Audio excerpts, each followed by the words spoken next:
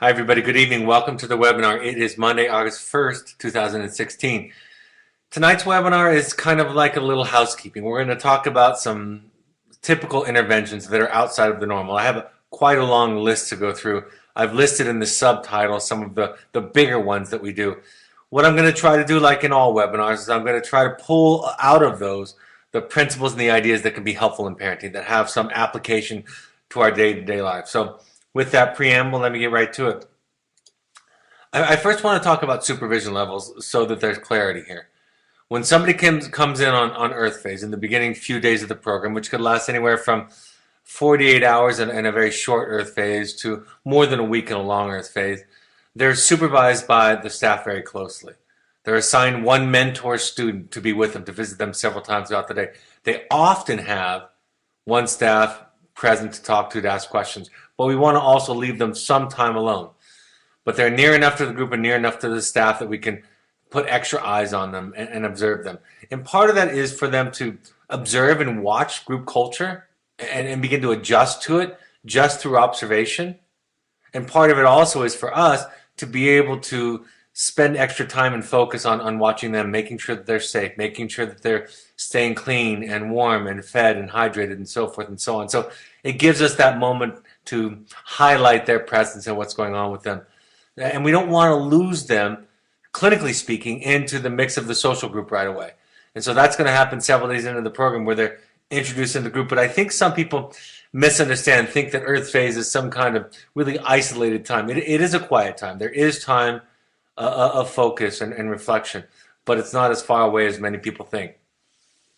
If students are at risk of self-harm, and probably one of the most misunderstood ideas in wellness therapy is how clinically supportive it is, how it can take people that are at high risk. So if somebody's at risk of self-harm or even suicidality, we're going to put them on a safety watch. And we're going to make sure that there's no access to any sharps in the group. In fact, sharps are going to be taken away from the group at that time. They're going to be checked a couple of times a day, because we've even found students who have found little tiny sharp rocks at the corner of a pop can and use that to self-harm. And so we're going to search them during the day and before they go to bed so that we can keep them safe. So that's a heightened level of supervision. They're going to be within arm's reach of a staff, at least one staff all the time. Sometimes, if it's even really escalated or dangerous, they'll be with two staff. So it's a really high level of supervision. Even when they go to the restroom, we go with them. We face away from them, but we talk to them while they're going to the restroom so that we know that they're safe. We know that they're okay. And we do that with two staff, of course. So that's the highest level of watch in terms of their safety.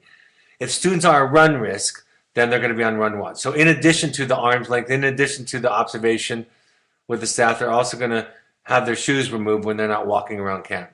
Right? We don't want to make it easy for them to get up and run away. And they might be on run watch or suicide watch or safety watch if they've expressed or demonstrated any of these behaviors or inclinations for these behaviors. And anybody in the program can put them on that watch, any staff. Only a therapist can take them off one of those watches. And that's pretty important because we want to make sure that the therapist is comfortable. And if it's serious enough for them to be placed on this watch by any of the staff, then we want to take it very seriously when we take them off of it. We also have a very general category called heightened supervision. And in this case, the staff and the therapist have a piece of paperwork. And the therapist will identify all the various levels in which they want this person supervised. It might be sharps, it might be run risk, it might be some of one or some of the other. And that's going to be in circumstances where we feel that they're at risk, but not everything applies to these protocols. Sometimes, for example, people have eating disorders and they're purging. So they might have a certain heightened supervision when it comes to food monitoring and going to the restroom, right? That wouldn't apply to some of those other things. So heightened supervision is very tailored. It's a form that's filled out, and the staff are accountable to follow that. So with all of this, it gives you an idea, again, of the amount of supervision. You know, we can do a lot with staff out there that school or brick and mortar programs do with structure, with rooms, with cameras and so forth. And we accomplish these levels of supervision and support with our staff. I think one side benefit of all of these watches, of course, is the proximity to staff.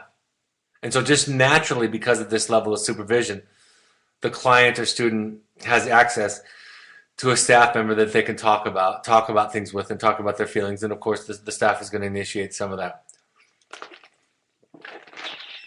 There might be, in a case where a couple of students are, in some ways, not being helpful to each other, not being a positive influence on each other, so they can have a ban where they're not allowed to talk to that person. If they've had some negative interactions, inappropriate interactions, really hostile interactions, then we're going to ask them not to talk to each other. So that can happen. That's fairly rare, but we do watch for friendships that develop and cliques that develop that tend to alienate other people and tend to isolate certain clients and students from the rest of the group. When we see that happening, a lot of times we'll make simple rules, like we'll ask them to sit next to somebody else.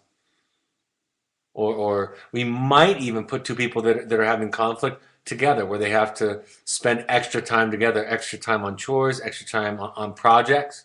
We're not going to put them in a situation where if one of them is hostile or aggressive, we're going to do that, but we're going to be very creative around relationships and pay a lot of attention to it. At night with our adolescent students, we're going to take away their shoes at night. If they're on run risk, of course, they're going to have more taken away after they go to sleep, but we're not going to make it easy for them to get up and walk around at night. Solos is a different kind of supervision. They have to be here for a while. They have to be cleared by the therapist. Staff cannot put a client or a student on a solo without his or her permission, and that's after they've met with them. And so what that looks like is the students or clients are put out on their own sites, and they're given a boundary. You can imagine about 50 feet by 50 feet. We come by and check on them several times throughout the day, randomly, to make sure that they're okay. Make sure that they're safe, warm, awake. We don't want them spending time sleeping. So, and if they need us, they simply call out their name. And then if you hear anybody's name called, you call out that name again. So we will know exactly where to go to. We've never had a medical emergency during solo, but we've had that protocol in place now for 17, 18 years. So those are the kinds of supervision that we pay attention to. With all of our clients and students, we have something called earshot. And earshot means that we're not going to allow, unless a student or a client gets to the highest level, we're not going to allow them to have private conversations with each other that we can't hear. And it's not like if we're sitting in a circle and milling around camp, everybody is listening to every conversation. You don't have that capacity. But if we find that people are pairing off and having private conversations, we're going to ask them not to do that. That's just about safety. That's just about transparency. Sometimes if a student or a client wants to have a one-on-one discussion with a peer, then they'll ask a staff member to come with them and listen in on that. We just want to make sure that everything's safe, that there's no bullying, that there's no negative talk that's going on. So the level of supervision, sometimes parents get concerned about the influences out there. The influences out there are much like the influences at home. Sometimes we've even had close friends inadvertently end up in the same group from home. And what I always say is that's kind of ideal, because then you're treating and supporting a peer dynamic that has been harmful in the past, but you're doing it with this level of supervision. Ideally, we would want all of your children, all of your young people to have the opportunity to have some mentors in their life, but also to have some negative influences, so we can watch how they respond to that. How do they stand up to that? Are they able to stay separate from that dynamic? So the level of supervision, the level of observation and intervention is pretty significant. Walkabout is the grandest of all of the assignments they're going to talk about, all of the interventions that we're going to talk about. Walkabout is where you take 2 staff and 1 student and you leave the group for 2 to 7 days. And for that, there's a really strong intention. We can do it for reward. We can do it because there are dynamics that are escalating, that isolating that 1 student with that much staff attention can be helpful.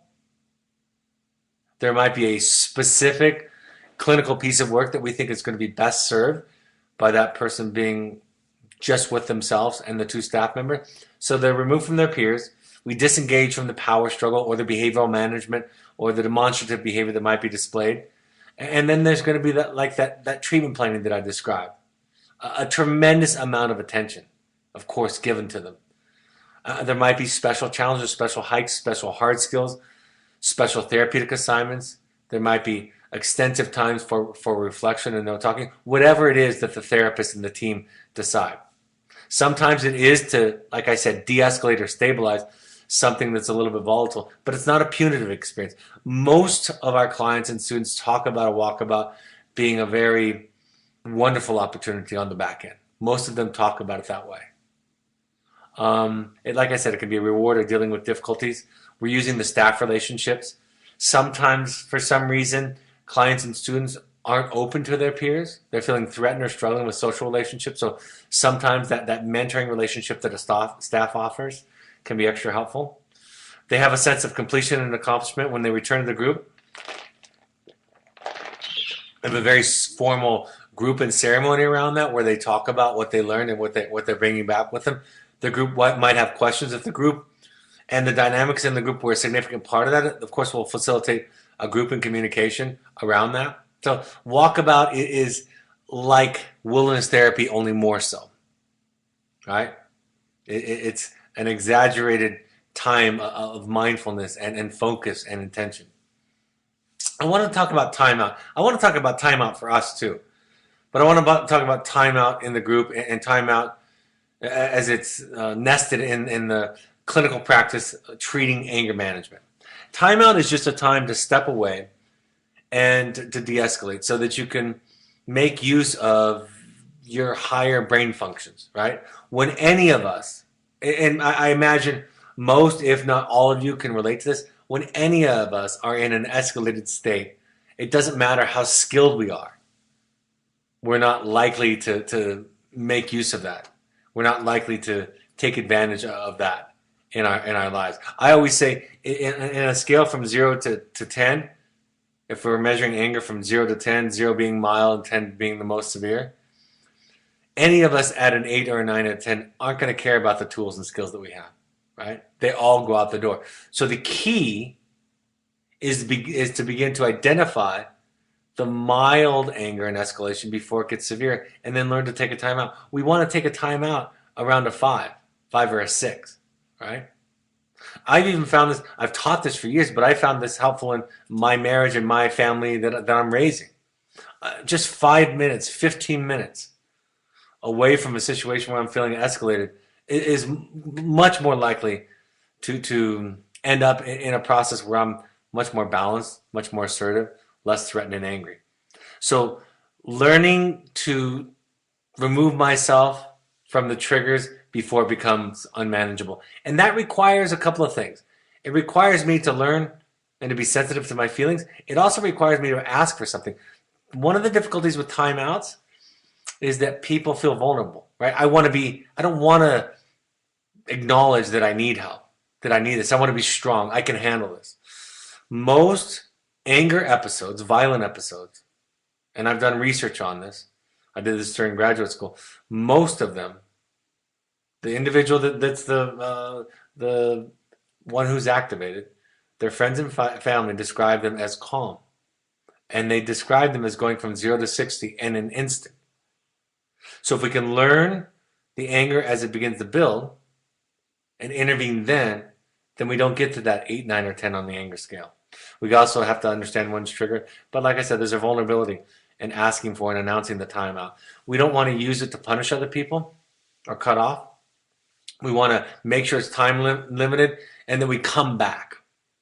In anger management research and practice, they talk about doing a safe activity. Driving is not necessarily always a good idea with anger management. Drinking, of course, is not a good idea. Holding something that can harm somebody or something while you're doing that is not necessarily a good idea. But walking, running can be good. Sometimes resting is okay for people. And make sure that we return and resolve, right? In the research that I did, oftentimes, not always, but a clinically significant amount of the time, the woman, and she was always the victim in the studies that I studied, the woman tried to stop her partner from leaving the house. In many of the circumstances, many of the incidences, because she was so threatened by the loss, by the abandonment, by what possibly could happen. So she would jump on the car, stand in the way. She would say that one most triggering thing as he was walking out the door. And they described this absolute terror about being abandoned. So if we practice timeouts and we come back and resolve, then the people in our lives can trust that this is not something we're doing to punish them. And it's okay to take more than one timeout. There's one thing that I want to add to this after I wrote this list, and that is this, and I've said this on other webinars. If you think somebody needs a timeout, even your child, it might mean that you need a timeout. We've learned that in our family. That when I think my wife needs a timeout, I actually need the timeout. But of course, it's easier for me to say she needs one. Or sometimes with my children, my wife is really good at this. I've said this many times. She takes a timeout from my children. Because in those moments, her resources psychologically are depleted, and so she takes some time and walks away. It actually has the same outcome as giving the child a timeout in many cases. But learning to take, having the courage, having the vulnerability to be able to practice and take timeouts in our lives. And so in the field, this can happen where we teach them to do it, but it also can happen where we ask them to do it. Because early on in the process, they're not going to want to or buy into the timeout idea. They're going to more than likely buy into that thing like, I can handle it, I don't need to do this, it's not my problem, those kinds of thinking patterns. So asking them to take a timeout in an escalated moment is something that we begin to practice and reinforce. Separates, these are things that can be initiated from the staff and the students, like I said. But this is this is something where we ask them to sit by themselves during the time. They might be assigned to some heightened supervision, but this is space out of the group. If something's not working in the group dynamic, or something is becoming a barrier or a trigger in the group dynamic, then we're going to ask you to take some separate space. We also remove the audience effect, right? So they're not getting the negative attention or the encouragement from their peers. It's like a timeout. It's longer than a timeout. Timeouts can last a few minutes and an hour. Separates can last several hours, even last days. But it's getting back to that rational mind, taking some time for reflection, de-escalating. There's an old phrase, or there's a phrase that my therapist uses in trying to describe some of this dynamic that I'm talking about tonight, where she says it's important to strike while the iron is cold. Of course, a play on the phrase strike while the iron is hot. But if we strike while the iron is cold, it's less likely to be dented. It's less likely to be harmed. And so there's so much more can happen when our primitive fight or flight or freeze brain reconnects to our to the higher brain functioning, to the prefrontal cortex that's developing in the adolescent and young adult. We're much more likely to be able to make good decisions. And it doesn't matter how smart you are. If you have a trauma-triggered response, a feeling threatened, doesn't matter how bright you are, how skilled you are, if that connection is severed, is triggered enough, you're not going to react wisely in the process. And I think that's hard, because I think some of our trauma responses, our aggressive responses, our cutoff responses, I think they're shameful for a lot of us, right?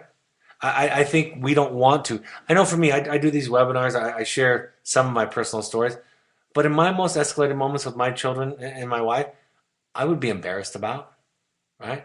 That's not the person I aspire to be, that I strive to be. So having said that, I think it's important for us to be kind to ourselves. Like all the work that I talk about. If I am so ashamed of that I'm unwilling to look at it, unwilling to see it, unwilling to understand it, have compassion, to peel back the layers and look at it and heal it, it's going to continue over and over again. So I think that's an important part of this process too. Sometimes it's just an extinguishing of the negative behaviors, taking away the reinforcers. Sometimes it's preserving group safety. And I like it because it's a boundary rather than a discussion, right?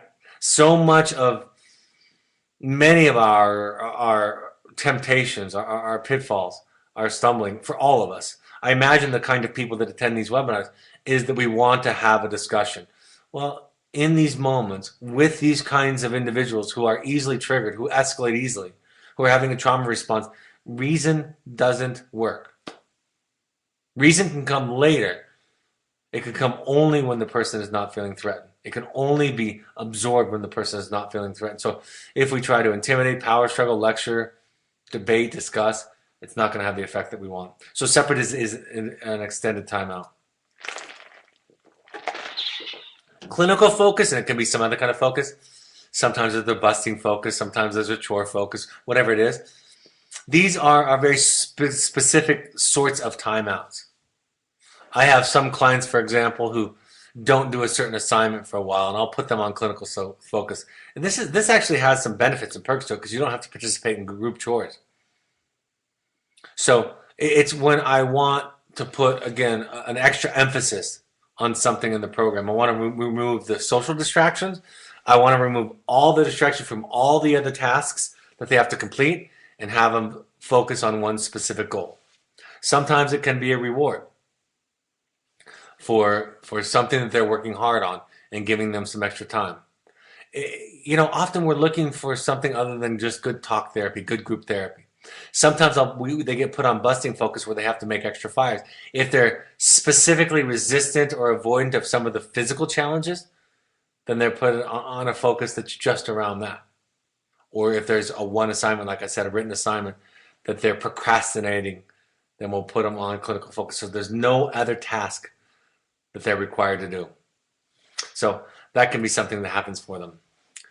An important part of the program, I wish for all of your children that there was a time in the group and a part of the group that was a great mentor and model for them. I also wish that there was a time in the group and some people in the group that were negative influences, like I said earlier, so we can treat that in real time. What we know about the mentoring process is this. We know that it gives as much to the mentor as it does to the mentee. And so this is an opportunity. And so we're going to look at new students, new clients as they come into the program and assign them a more experienced mentor.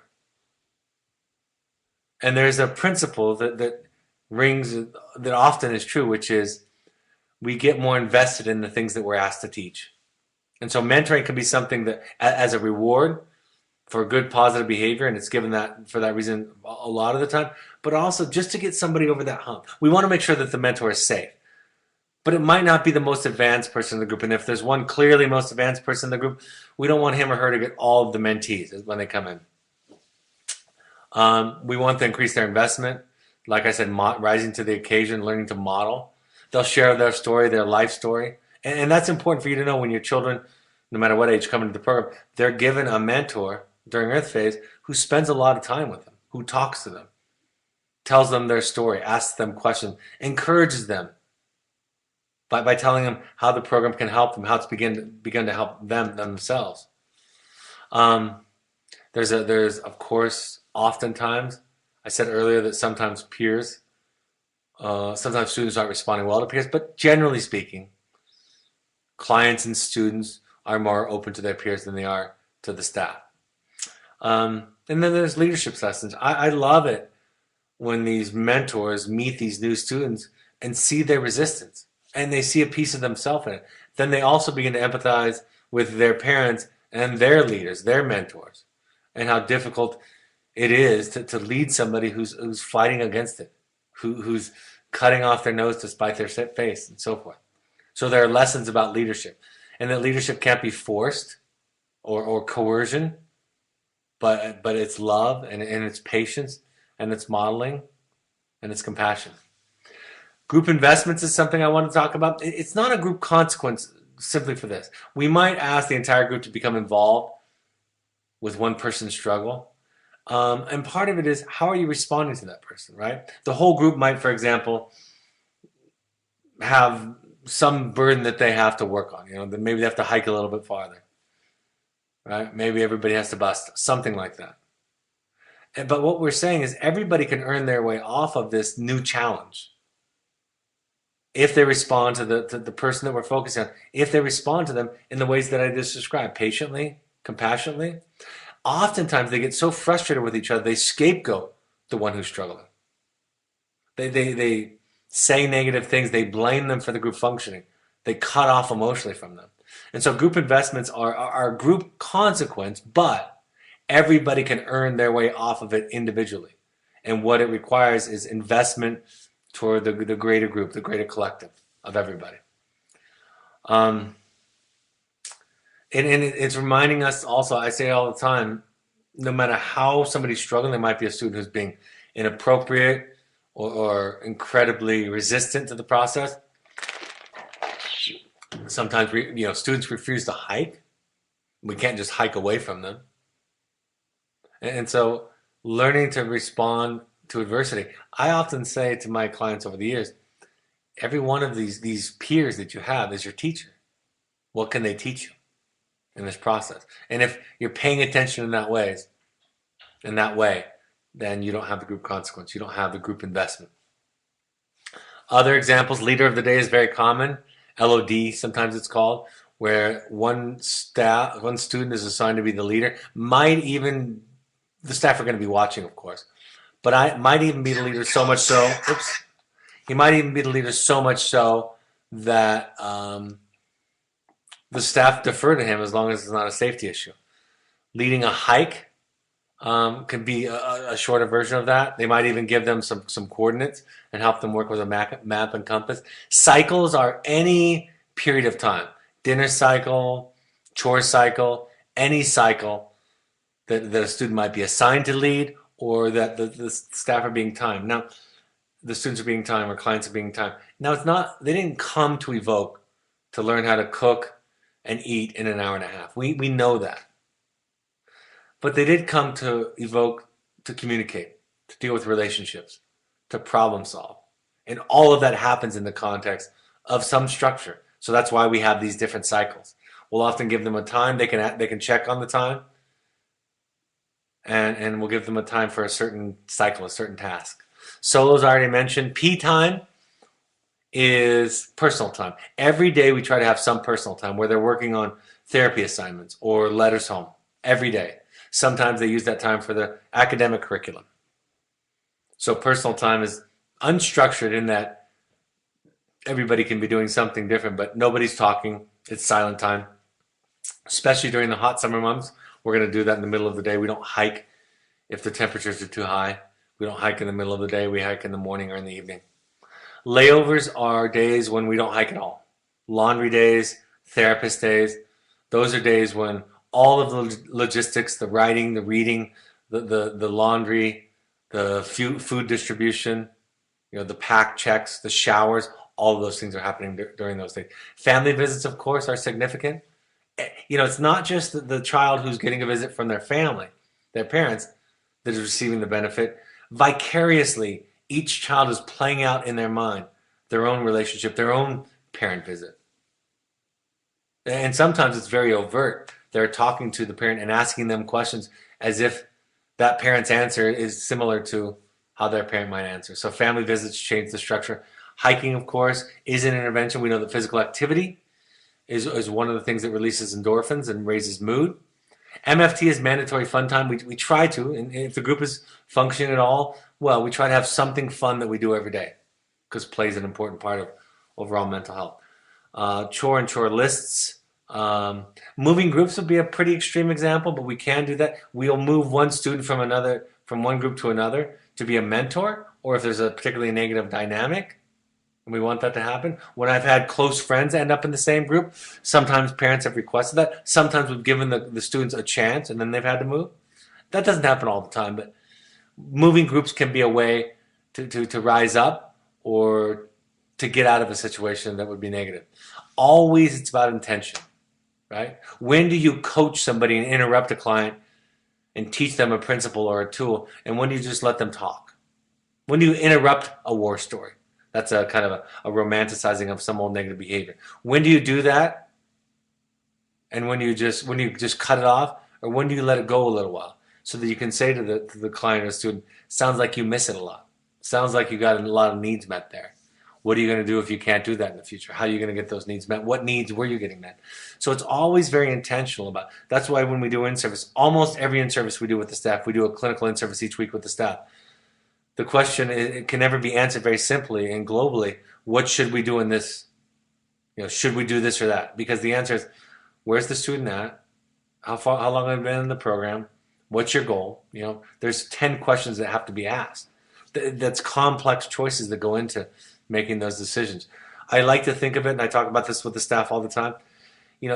Sometimes we need to be a glue because somebody's falling apart emotionally, right? Not coping well.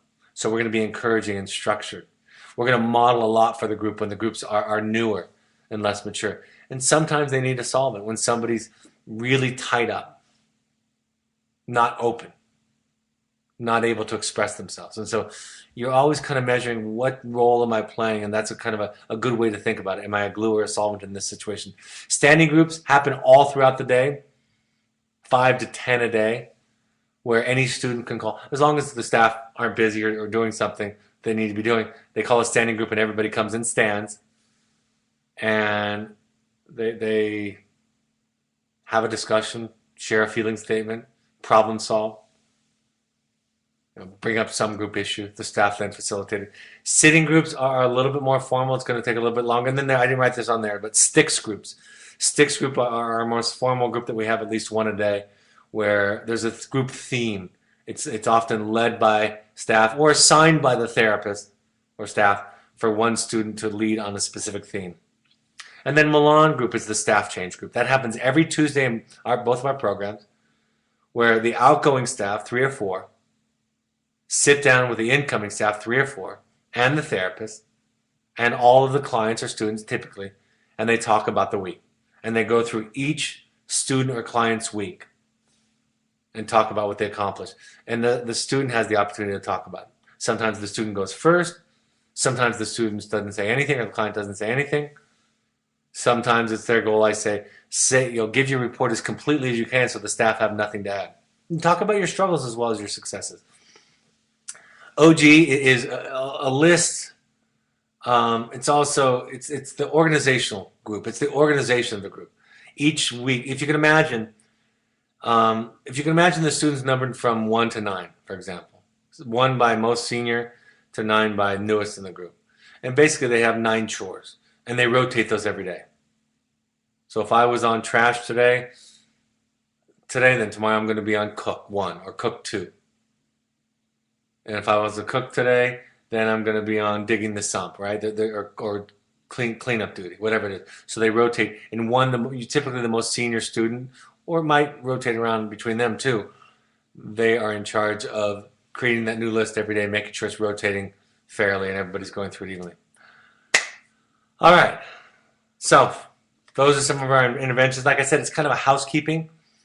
Over all of this, wilderness therapy in the early days was regimented and much more behavioral. Now each therapist, and that's really what we did when we opened our programs in the late 90s, is we wanted to make it much more clinical and much more therapeutic. This is the delivery method. This is the culture.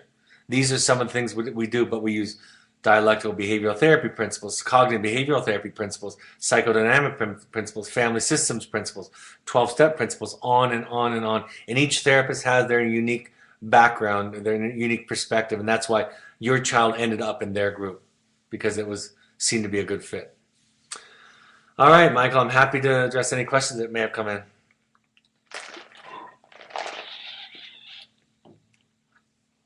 I see some of you are from Chicago. I heard the parent support group went well there last week. And the parent group last week in Toronto was fantastic. A fantastic meeting. Did a couple of nights in Toronto and had over 40 people 2 nights in a row.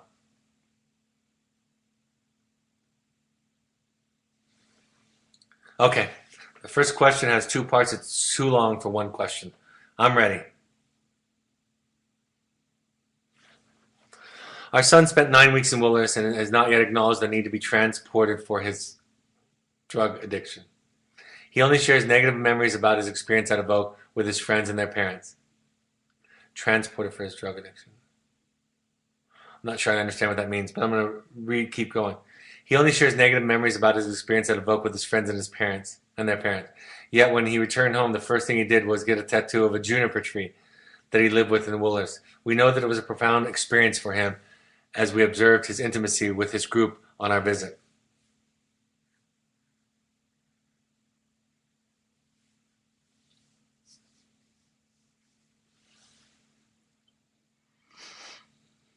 Juniper trees are one of the most common trees that are out there in the wilderness.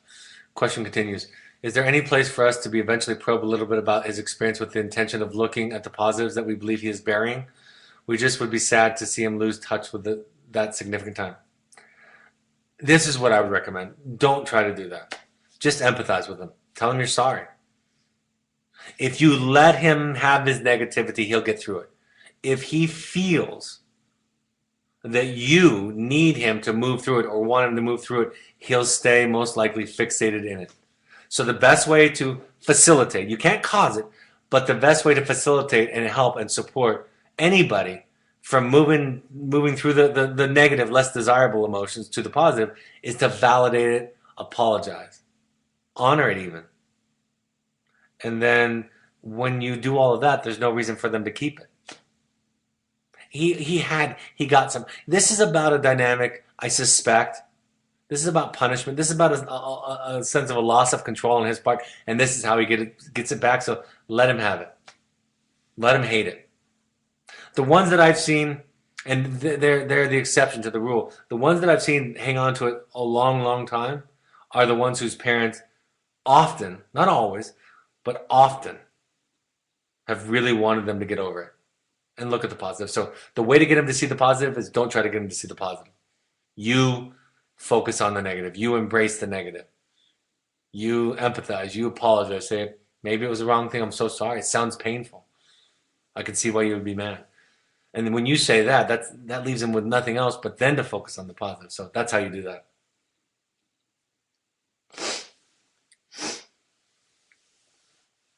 Good question. And common. Common in the sense of our children's negative feelings and how do we help them, support them. All right. The Wilderness Play, the announcement will go out soon, probably at the end of this week. Save the date. October 26th will be the opening night gala. On October 27th in New York City, we're going to have breakfast with Evoke, and there's going to be 1, 2, 3, 4, 5, 6, 7 Evoke therapists there. Many of our partners will be there. So you can go to ongodarts.org. That's where the Wilderness Play is opening. Very, very excited about that. It'll be here before you know it. Go there, see other plays too. See Hamilton if you can. Intensives and workshops coming up. The Entrada workshops. The next one in September. Heroic Journeys is closed in August.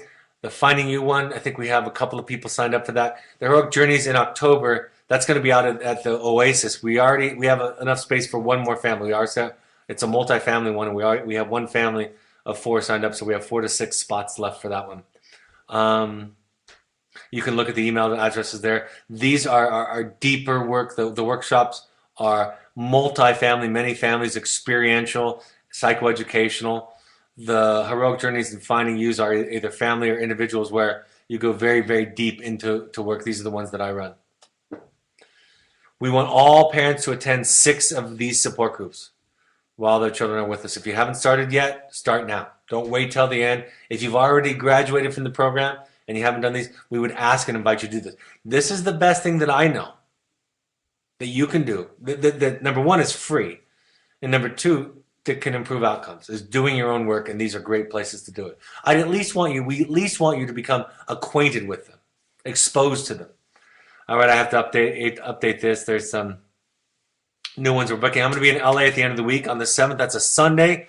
We did it on Sunday so that you could avoid LA traffic. We also did a potluck for the first hour so that you have to come if you commit to bring food.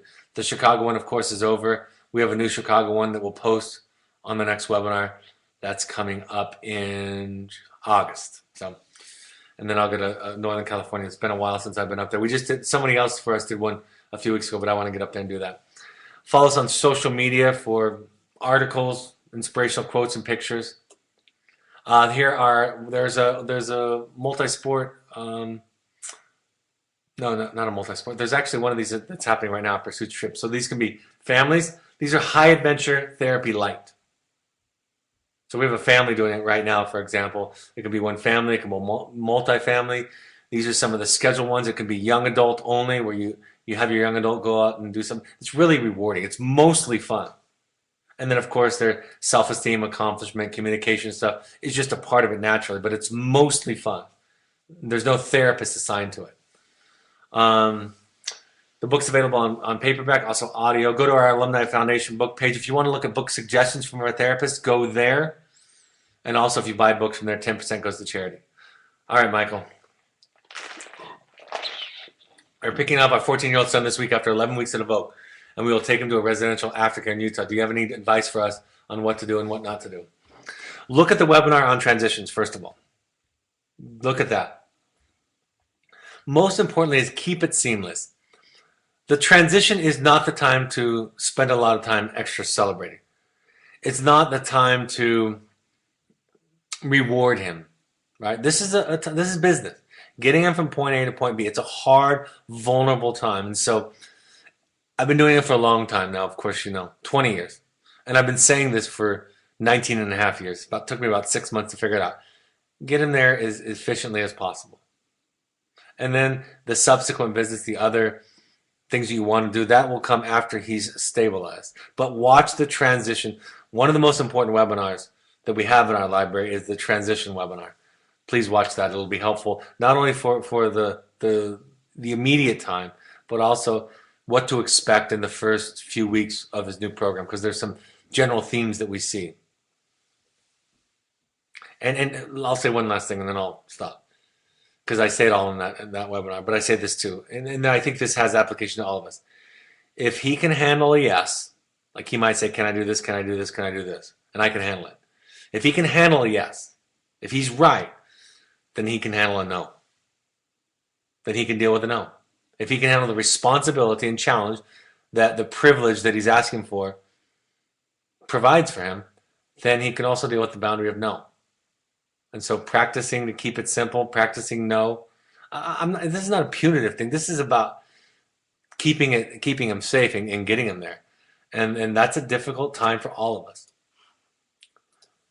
All right, I forgot to add what this is, Michael. So this will be for Wednesday. I think it's Wednesday will be the next webinar. I'm not sure. So we'll send out an email and get that to you tomorrow and tell you about the next one and the next topic. Thanks for joining us tonight. Hope it was helpful. Hope you got some sense of some culture and hope some principles emerge in there that can be applicable to daily life and to daily relationships. Have a great evening. Talk to you later this week. Take care. Bye-bye.